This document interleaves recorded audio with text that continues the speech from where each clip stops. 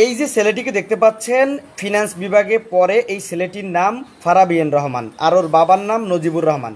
এই নজিবুর রহমান তার ছেলেকে প্রতিবন্ধী সাজিয়ে তারপরে ঢাকা বিশ্ববিদ্যালয়ের ফিনান্স বিভাগে ভর্তি করিয়েছেন। আর এই ফিনান্স বিভাগে ভর্তি করানোর ক্ষেত্রে তাকে সহযোগিতা করেছেন ফিনান্স বিভাগের ডিন, ওই যে ঢাকা স্টক এক্সচেঞ্জের চেয়ারম্যান ছিলেন শিবলি রুবাইয়াতুল ইসলাম।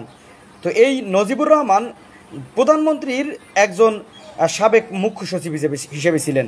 তখন তার পাওয়ার খাটিয়ে ওই শিবলি রুবাইয়াতুল ইসলাম ওর সাথে একসাথ হয়ে মিলে তারপরে তার ছেলেকে প্রতিবন্ধী কোটায় ঢাকা বিশ্ববিদ্যালয়ের ফিনান্স বিভাগের মতো একটি গুরুত্বপূর্ণ বিভাগে ওরে ভর্তি করিয়েছেন।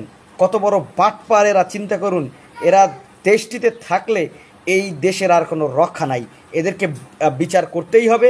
এই বিচারের মাধ্যমে যেই ছেলেটি ভর্তি হতে পারেনি ওর কারণে, সেই ছেলেটি যেন একটি সুন্দর একটি ন্যায় বিচার পায়। ধন্যবাদ।